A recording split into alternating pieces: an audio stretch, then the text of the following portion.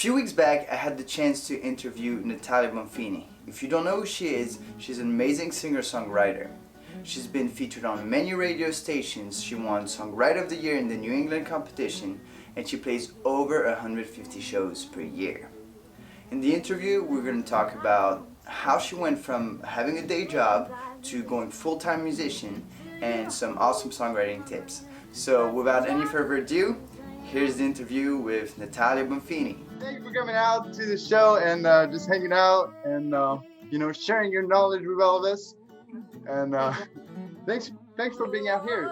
When I first started wanting to do this, I just thought about you because I'm like, I always loved this song before, which won a competition in New England back in 2018, I think. Yes. Right? So yes. congrats for that. And also you went from when I met you, you went from like just having a day job to just basically going full-time musician, which is pretty awesome. So I'd like to ask you some questions about all this, and thank you so much for being here. Yes, thanks for having me, Chris. I'm very excited to talk. I feel like you were like one of the first musicians I met when I came down here, so it's really cool to kind of come full circle. Yeah, that's awesome. So yeah. All right, so can you tell me a little bit about like your story, your background, how did you get first into music, and when did you realize it's going to be your career, and just give me a little background of yourself. And I definitely didn't think it was going to be my career. So I first started playing guitar super young. My dad was a musician, so kind of having instruments in the house was a staple. He is a drummer. So I started playing guitar probably when I was 7 or 8, always singing, doing that kind of things, doing open mics when I was in my teenage years, but I never really thought that I could have it as a serious career. And then so after college, I moved down to Florida from Massachusetts to kind of get a fresh start. And I just joined some like music hobby groups online just to meet people who were into the same things as I was. And a couple people had invited me out to shows and just were explaining to me, hey, this is what I do. Come play some tunes on my break, whatever. And then it kind of blossomed into there. And for a long time, I was just playing on the side while I had a full-time job. And then eventually I felt confident enough where I could quit the job, and here I am. But it definitely was a long time coming, like it didn't happen overnight. Yeah, it's definitely scary to just, just go into you don't just wake up and say, hey, I'm going to do this. From the security to just like throwing yourself out there and, basically being your own business owner almost, because like as a musician, this is what you do. You're just a business owner. So. Yeah, definitely. I mean, and that was a big thing. You just have to, just like any business, if you take it, because that was really where the change was. You take it seriously, you are a business owner, right? And I think if you take anything serious and you treat it like it is a business, you can be successful in it, right? Yeah, and definitely that's awesome. So it's great that you just were able to do it, that's amazing. Yeah. So that definitely gives some inspiration to people, because I know me, like when I first started playing, I'm not full time, but when I first started playing, I was like, is this even possible? Like it definitely felt like it was a hard. It's pretty hard. I would ask you, was it hard for you to just do that a little bit, or did it kind of flow naturally? Yeah, I mean, I think a little bit of both. There are days when shows get canceled back to back and you're like, oh my gosh, I just want to give up. I want to go back to a job where you're going to wake up every day and the job's going to be there and your money is going to be there at the end of the month. You know what I mean? But I think the days or the months when things do work out in your favor, it's that much more rewarding, Yeah. So would you say it's worth it? What'd you say? Would you say it's worth it? Oh my God. Yeah. I mean, doing what you love is always worth it, right? Okay, awesome. Great. Right. Yeah. All right. So what does your day look like? Because like everybody's got a different kind of thing. Like some musicians, like they'll sleep until like 2 p.m. and then just wake up and go to a show. So Yeah. what's a regular day in the life of Natalia Bonfini Oh my God. looking like? That was definitely a big adjustment when I first started because you work really late nights. And so yeah, I found myself sleeping late, and I was like, you got to change that, because you know, you want to still have some sense of normalcy, right? So I make sure to still wake up. I wake up pretty early, like 7:30, and my mornings are like my zen time where I don't look at my phone, no emails, no nothing. That's just my time to be and breathe. I walk my dog, I make my breakfast, I do my crossword puzzle in the paper. That's like my first hour of the day. And I always really like, that's my special time. That's And awesome. with no business, no music. Yeah, I think it's important to do something like that. And then kind of after that, that's when the business starts to happen. So my days are about kind of business. So anything social media, booking myself, reaching out to venues, you know, emailing back and forth, or maybe actually going out to a venue, meeting venue owners, or meeting other musicians, practicing, of course, you know, how important that is. Yeah, so that's kind of the day. And then, you know, most shows, I'm probably leaving around 4 or 5 o'clock to head out for the show. And then the show starts, and you know, there we go. So I'm usually home and in bed for the average night anywhere between 10 and midnight. Okay, 10 a minute. Yeah. Yeah. So I Okay, still so you get, still wake up early. It's still easy to just, live a kind of normal life kind of thing. yeah, for sure. But it's definitely important to be in some kind of schedule, because I found when I was sleeping in super late or doing that, I wasn't eating, or, you know, I was skipping meals, and it's important because this is like you're on your feet and you're moving around, and singing takes so much out of you. So it's important to stay healthy, because if you're not healthy, then you get sick and you can't do your job. So it's important to stay in a schedule, I think, for sure. Awesome. Great. So, I mean, we could say that you're definitely like a good songwriter, since, you won like a competition, which is, I guess It's up most to people don't interpretation. even get there. Like, so I would like to ask like some questions about like, what's your writing process? Like, how do you go about writing lyrics? Because there's some of your lyrics that I really like. I just wrote them down there a little bit. So, I don't know, like I don't know what happened, but I imagine also hard to balance. I think that's what it is. Mm-hmm. Um, I Creeping love out what the you're saying. back door, never give me love no more. It's hard. It's hard when you ignore. This is not what it was before. It's like, and then ending like at this is not what it was before. It's just really nice and great ideas. And also on this every song, you get girls with their short skirts. You love to drink, and she does too. Like these little things, like it's like it really resonates. You can really just, I don't know, like you can almost like picture it, and you Yeah, can yeah. you can feel it. So how, like, what do you do for your lyrics and your writing in general? What's your general process looking like? And then lyrics specifically, do you have any tips or anything? Yeah. So I love, first of all, that you took so much time to actually listen and write them down. It means a lot as a songwriter. You know, like I said, my dad was a musician, so I grew up with, just listening to old school classic music. I love the blues. I love people like Led Zeppelin, who really tell a story in all their songs. Like, it's so important as a songwriter for me to tell a story, bring people on a journey. So that's really my goal, I guess, for people to relate to every song, but also keep it general enough so everyone can relate in a sense, right? I think that's your goal. So you can kind of relate to the masses as much as you can. So, but then again, I try not to get too much in my head, because I already have this book of 100 pages of unfinished songs, I think, like every songwriter. So it's not like I'm this great accomplished songwriter where I have all these finished songs. I have so many things that I start and never finish, or I might come back to. So, but I think sometimes I'll just come up with a riff, go from there. A lot of times I find myself, I'll be like driving and I'll just hear a lyric, a phrase, something that hits me.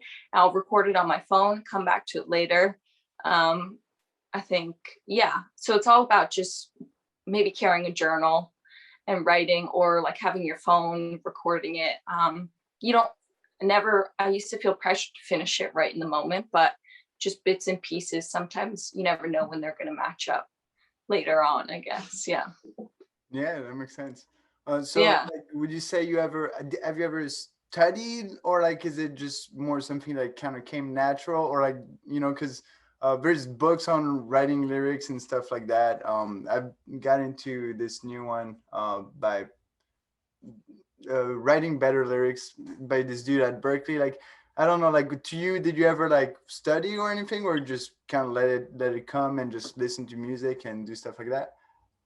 Yeah, I think a little bit of both. I mean, I've been, I think the best maybe way for me at least to study is just by being around other musicians, just by exactly what we're doing right now. I mean, talking to other musicians and listening to other songwriters, not just the big pop stars that are on the radio, but there's just so many good songwriters, new and old, way back when, maybe revisiting some of the older classics. So yeah, I think just a great way to study is just get out there and listen and talk to other people and their experiences and things like that, which is what I just try to do as much as I can.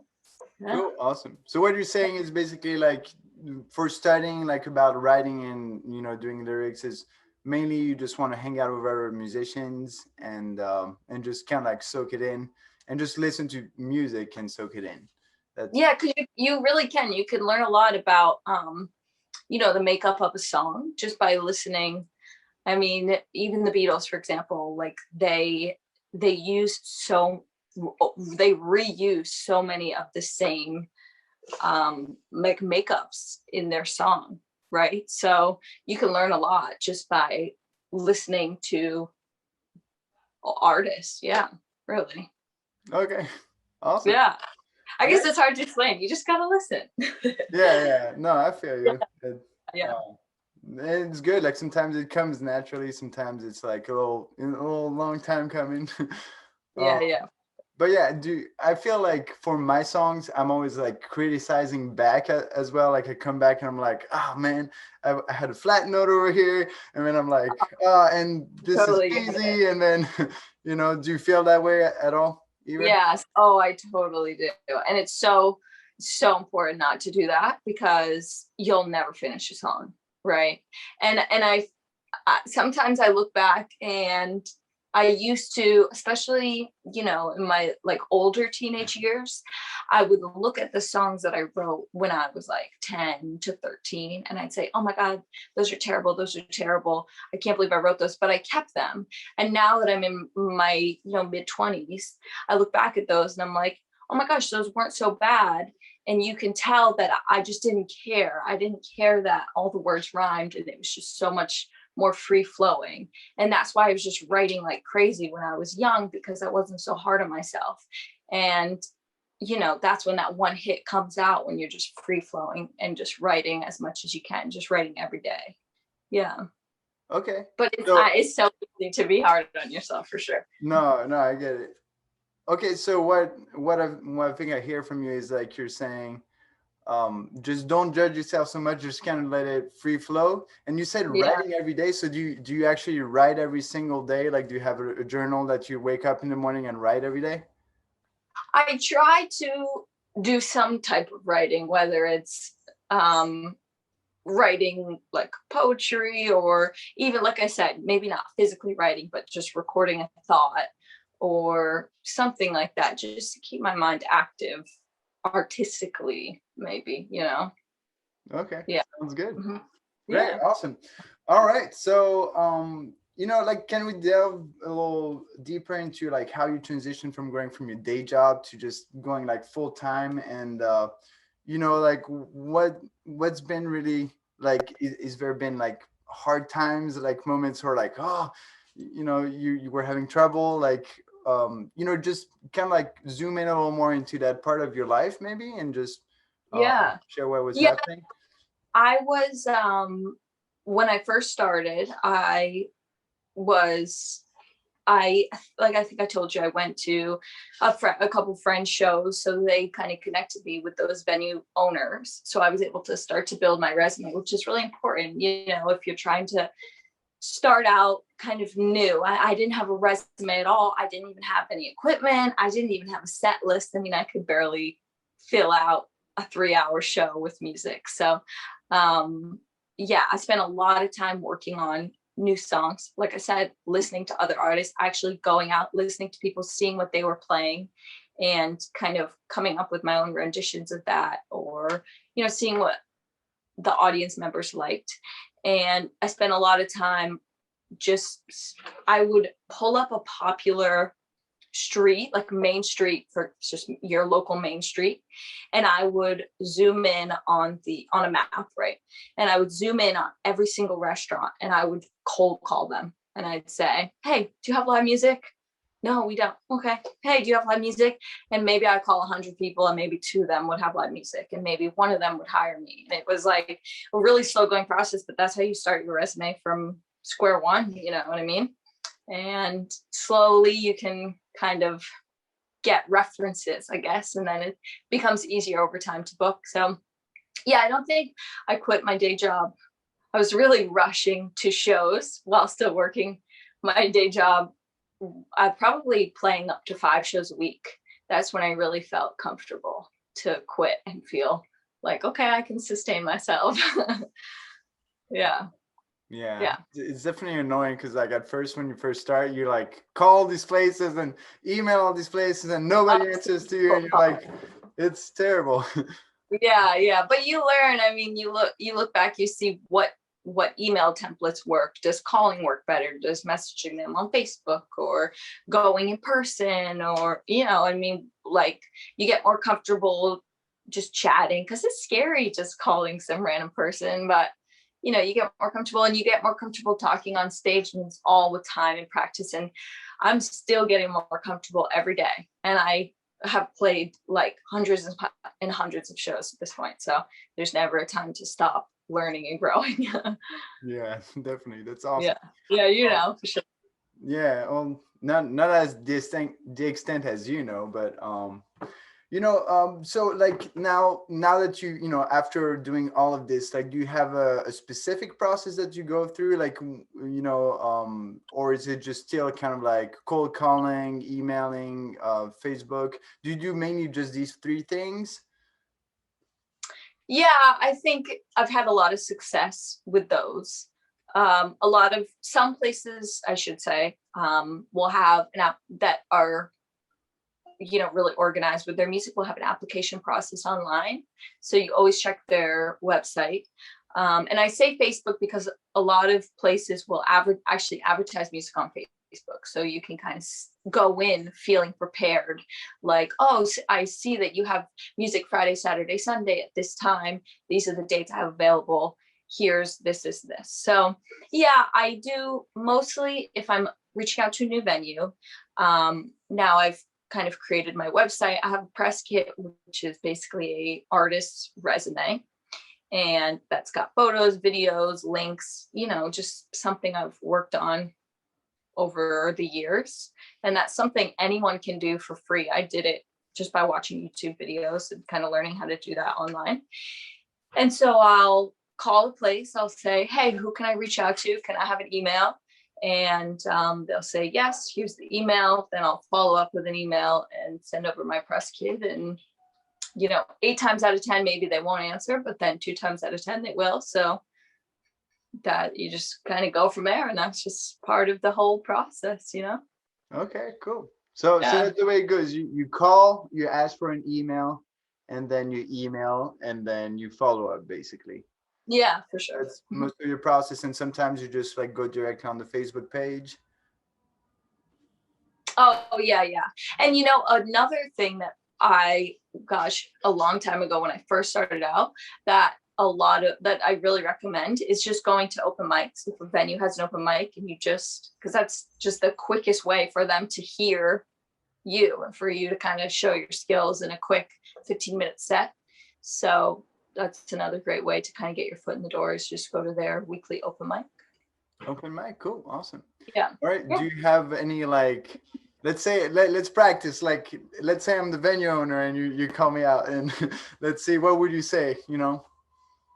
Oh my God, you're getting all my secrets. Okay, so If I you're would comfortable doing it, I mean, you don't. no, I'm totally kidding. I would say something like, hey Chris, my name's Natalia Bonfini. I'm a local musician out of Sarasota.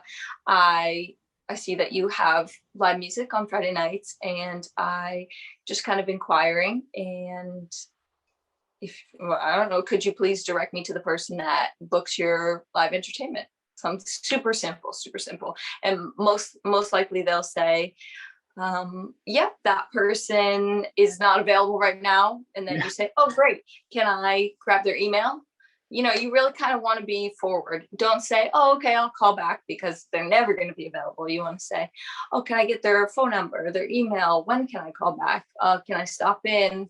Yeah, it's important to be kind of put your foot down, because they, you know, especially when it comes to music, a lot of venues, they don't really know what they're doing, because it's all new to them, and you're the one that knows what you're doing, or should know what you're doing, right? You kind of fake it till you make it. So, which is totally what I did.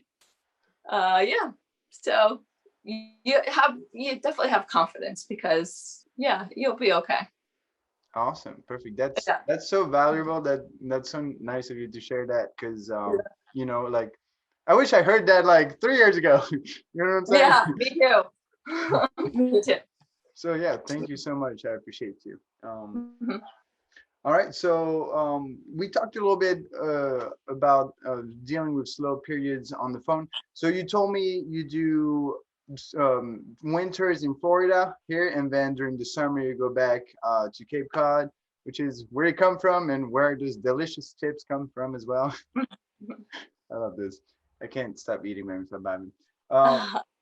Well, maybe it's just the name of the brand. Is it? They're actually from Cape Cod, right? They are, yeah. Our factory is there, right on the little island. Oh my God, it's so funny that everyone always says that. The chips. Yeah, you're But it's probably a cool annoyed place. by it, It's but great.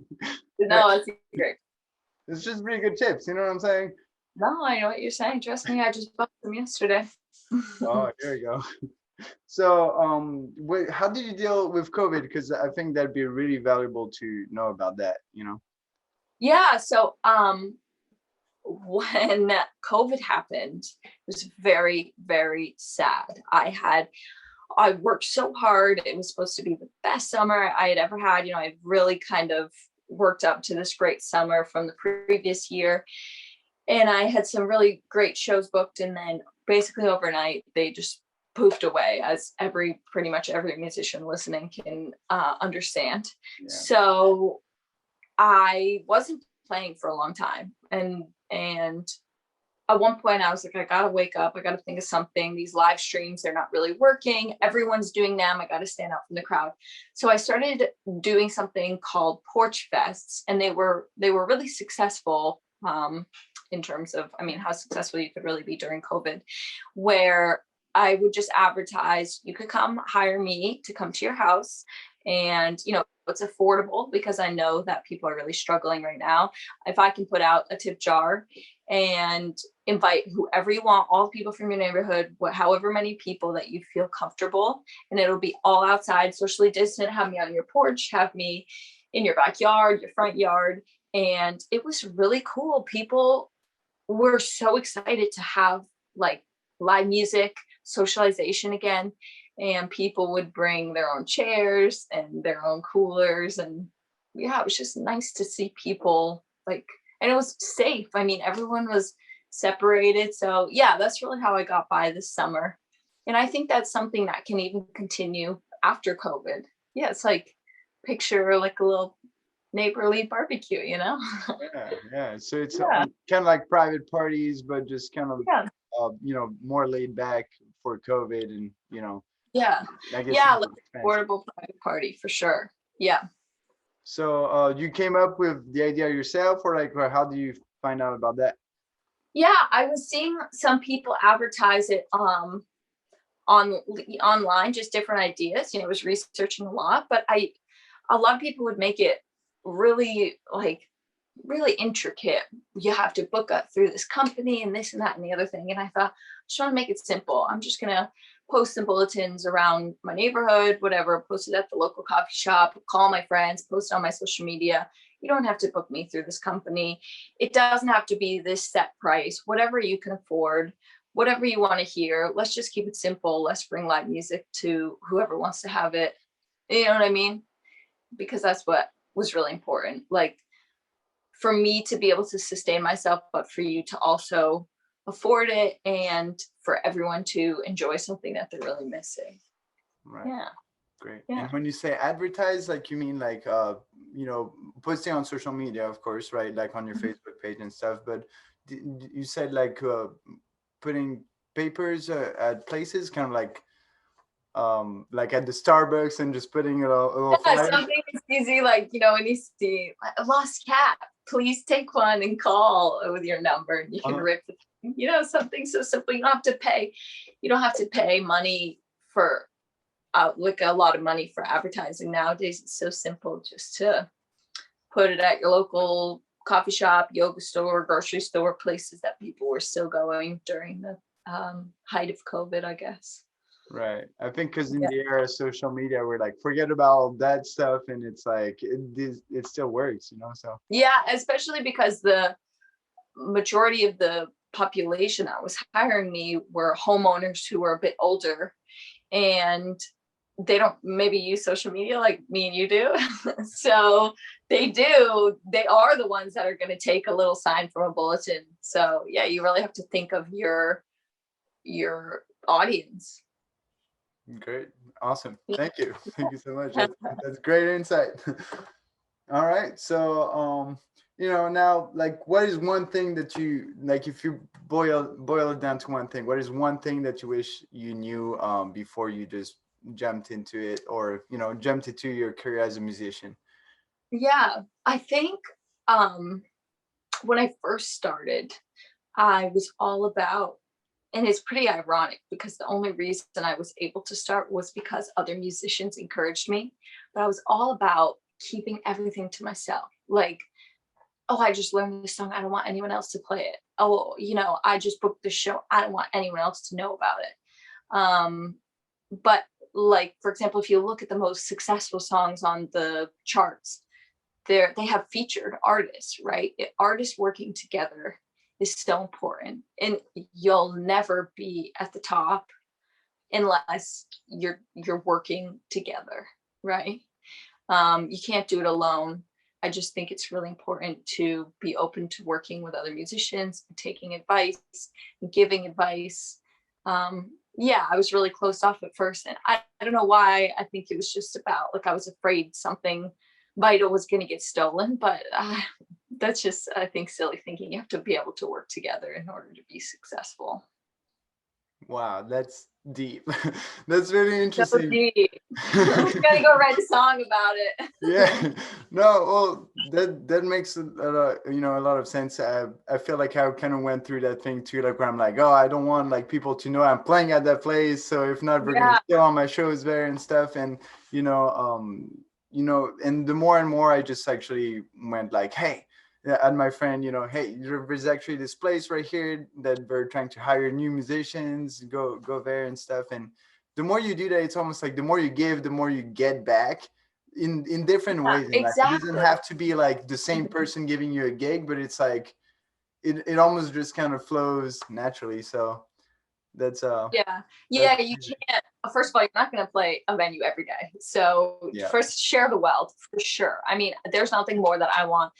I get so excited when I find like a fair paying venue that I can share with my other musician friends, because I also know how hard they work. Because it's not like I'm the only hardworking person out there, right? And yeah, I think, like you said, you give and you get. So if I'm not willing to be open about my venues when somebody has cancellation or they need a cover or whatever, like, we work together, and that's how you get better shows or new gigs, or, well, like I said, you learn and you grow. So yeah, totally work with other musicians and just help each other get better.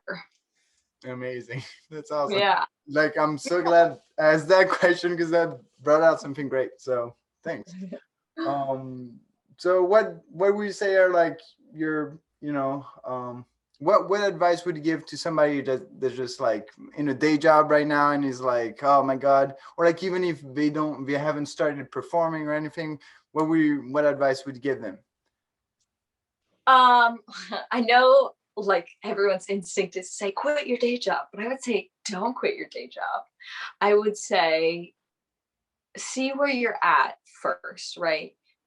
Like be responsible, but also set goals. So do you need equipment, right? You don't need anything fancy. I started off with a little street cube. It's like a $200 thing that I got. You can find them used, right? You can find affordable gear, and make sure you have a 3-hour song set, because that's going to be your average show. And just take it step by step. Write out what you need. Don't just say I'm quitting and I'm going to be a musician tomorrow. Be realistic, but also set goals. Say, I'm going to book my first show by this day. I want to have a weekly regular gig by this day, 2 months later, or you know what I mean?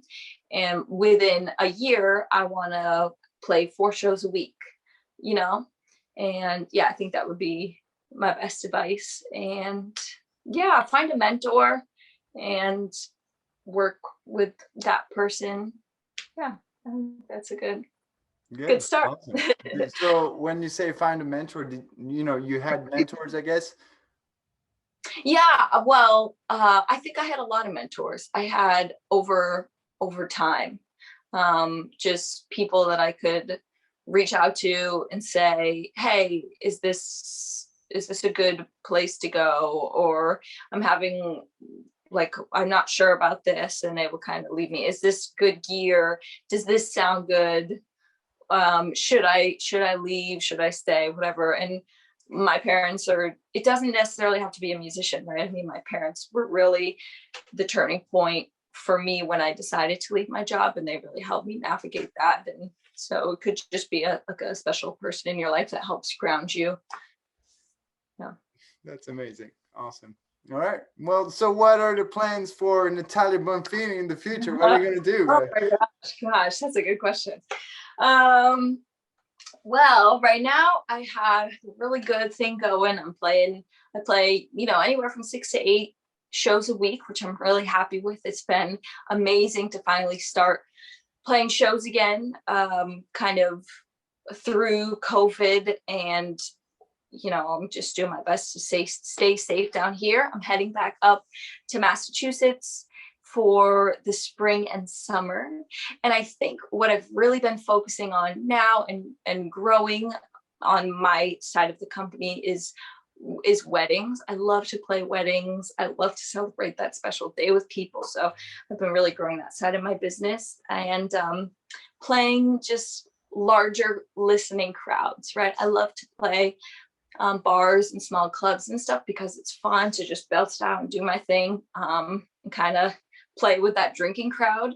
But I love a good crowd that just wants to sit, listen to my original music, and listen to my stories that I have to tell and things like that. So that's definitely what I'm working on, and it's on the agenda. So we'll just see where I go.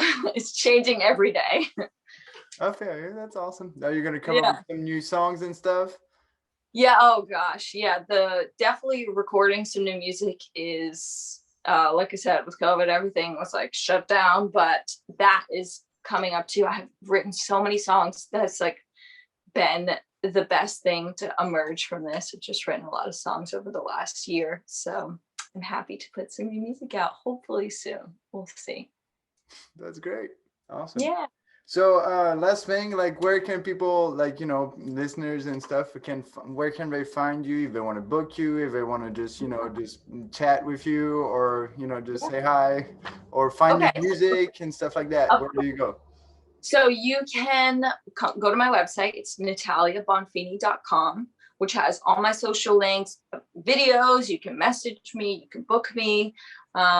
You can check my Facebook is Natalia Bonfini, singer-songwriter, and all my shows are on my website as well. So if you ever want to come out to a show, I would love to see you. Awesome. Or And you, or anyone. yeah.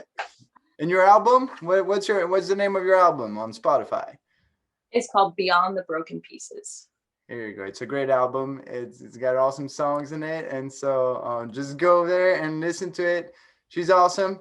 Natalia, thank you so much for coming out, and I really appreciate you for all the knowledge you're sharing with us. This has been Natalia Bonfini. Thanks for watching. If you like this type of content, let me know in the comments so I can know if I should make more or not. And definitely press the like button, subscribe, and I'll see you on the next one.